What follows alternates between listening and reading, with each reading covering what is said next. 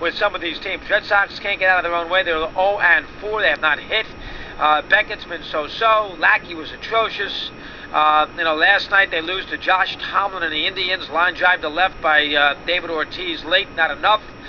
So the Red Sox 0-4 right out of the gate. The Yankees yesterday with Rafael Soriano, who basically walked the ballpark in the top of the 8th inning. Then the blue double by Delman Young or David Robertson. It wasn't Robertson's fault. I mean, Nick Swisher's not Roberto Clemente, but I don't even think you can blame it so much on Swisher. Twins do something which is rare, come back on the Yankees for a change instead of the other way around. They got a run in the 10th on a base hit by Maurer, and Nathan struck out an all of a sudden very old-looking Derek Jeter, and the Twins beat the Yankees at Yankee Stadium last night, which is obviously puts the Yankees at 3-2. And I'll tell you, Mariano Rivera has been in 4 games in 5 days, and there was nobody in Yankee Stadium last night. The Yankees can sit there and say anything they want. When I mean nobody, I mean nobody. There was nobody in the ballpark. And there was 10,000 people there. I mean, literally, there was 10. I know it was 45 degrees, and it's not a pleasant night. And why these teams in the East are playing night games in the second week in April, I know why they're doing it.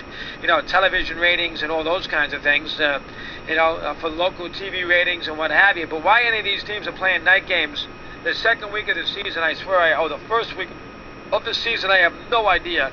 Indians a night game, they're frozen, 9,000 in the Jake. The Yankees a night game, and I mean, I have watched a million Yankee games in my 30 years in New York, or 25 years in New York, and I have never seen a place emptier than it was last night. I mean, there was nobody there. There was nobody there. I was shocked.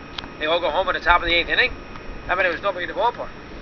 So, I mean, the Yankees charge an arm and a leg, we know that, but my goodness, the upper deck and left was complete. I mean, it wasn't the blue tableau, as Mr. Sterling likes to say, as far as the Yankees are concerned. Anyway, a little topsy-turvy there.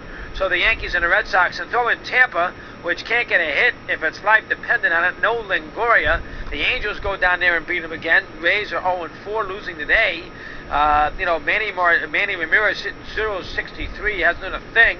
So I'll be a little concerned if I was a Rays fan right now. They are just not getting base hits at all. They got a home run out of Upton, but not enough. So the American League East, a little topsy-turvy with the Orioles doing as well as they're doing, and Toronto, that was won 3 out of their first 4. While the Red Sox, I mean, you can't say anything about the Yankees. Teixeira's sitting home on left and right. They have lost a couple games. Red Sox and Tampa are combined 0-8, so there you go, as far as the American League East is concerned. Now, the Mets have played well so far. They got some hits.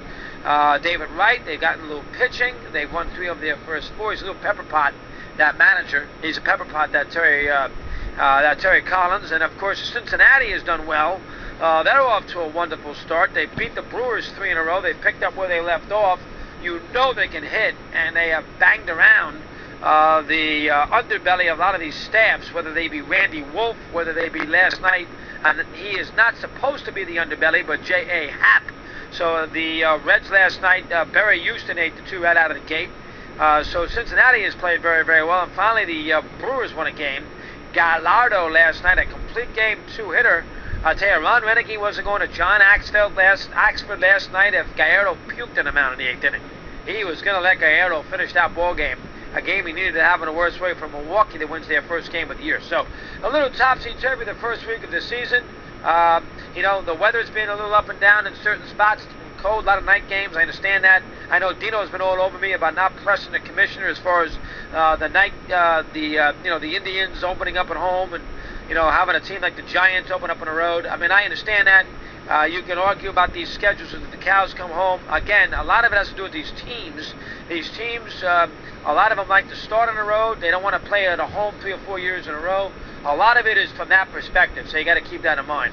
And the noise you just heard from the newsroom was Steve throwing a glass full of vodka against the pane glass window because Pierre just grounded out to start this game.